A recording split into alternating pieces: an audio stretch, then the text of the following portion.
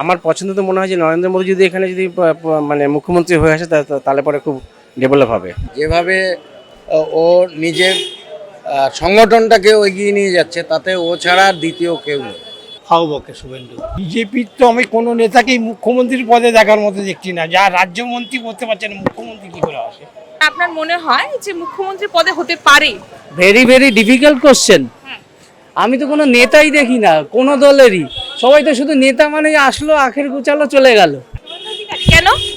কারণ ও এখন বর্তমানে যে এই সরকারের বিরোধী আন্দোলনের নেতা এবং মুখ, ও যেভাবে নিজেকে প্রকাশ করে, যেভাবে ও নিজের সংগঠনটাকে এগিয়ে নিয়ে যাচ্ছে, তাতে ও ছাড়া আর দ্বিতীয় কেউ নেই।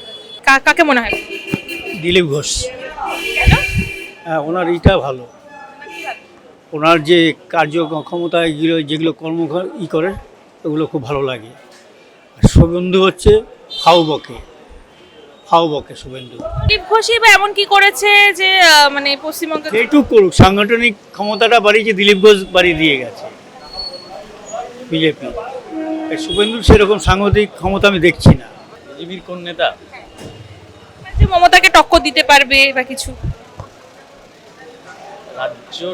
রাজ্যে যদি ভদ্রলোক, যদি একটা সভ্য মানে মানুষ যদি থাকে, সেটা মুখ্যমন্ত্রী পদে গেলে খুব ভালো হয়। যে বাঙালির কালচার যদি থাকে, এই দুজন দেখছিলাম, দুজনকে বেশি ভালো লাগে। এখন হচ্ছে এনএসজি কমান্ডো যিনি ছিলেন দীপায়ন বাবু, আর হচ্ছে জাস্টিস কি নাম যেন, জাস্টিস ওই গাঙ্গুলি বাবু আছেন, এনারা হলে ভালো লাগে। বিজেপিতে যদি হয়, আমি একটা আইডিয়া শুভেন্দু। কেন মনে হয় আপনার? সেটা হচ্ছে যে ব্যক্তি মানে পার্টি জানে যে উনি কীরকম মানুষ, সেটা বিজেপির তো আমি কোনো নেতাকেই মুখ্যমন্ত্রীর পদে দেখার মতো দেখছি না। যা রাজ্যমন্ত্রী করতে পারছে না, মুখ্যমন্ত্রী কি করে আসে?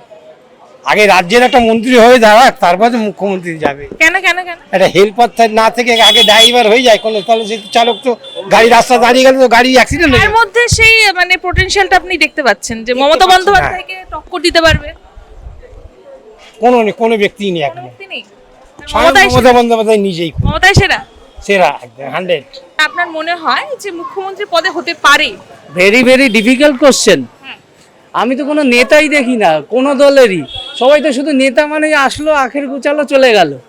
এই হলো তো নেতাগিরি। নেতা তো ছিল সুভাষ বোস, ছিল যারা স্বাধীনতা সংগ্রাম করে গেছে, তারা শুধু দিয়েই গেছে, তারা নেয়নি। নেওয়ার এখনকার দিনের সঙ্গে এখনকার দিনের তুলনা করলে তো হবে না। না তো জনগণ তো রেসপেক্ট মানে আশা করে পাওয়ার জন্য, তাই না?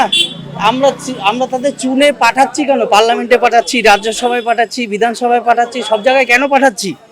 আমরা তো জনগণ, আমরা আম নাগরিক। আমরা কি চাই? আমরা চাই শিক্ষা চাই, স্বাস্থ্য চাই, খাদ্য চাই, বস্ত্র চাই, এটাই, তাই তো? ভারতবর্ষের সংবিধানে কি আছে? এই কটা তো সাধারণ মানুষ আশা করে, তো সেই কটাই তো কোনো কিছু পাচ্ছে না। কি হবে? মন্দির মসজিদ এই সমস্ত করে কি হবে? লাভ হচ্ছে আমাদের কি বলেন তো, রুটি, অন্ন, বস্ত্র, বাসস্থান, এই দরকার। আমার পছন্দ তো মনে হয় যে নরেন্দ্র মোদী যদি এখানে যদি মানে মুখ্যমন্ত্রী হয়ে আসে তাহলে পরে খুব ডেভেলপ হবে। নরেন্দ্র মোদী ডাইরেক্ট? হ্যাঁ, এছাড়া আমি কাকে দেখবো? নিজেদের মধ্যে সবাই তো দেখি ঝগড়া কলহ, নিজের মারপিট নিয়ে ব্যস্ত থাকে। সুতরাং যে থাকবে সে কিনা নিরপেক্ষ হয়ে সবার জন্য একদম ভালোভাবে কাজ করবে।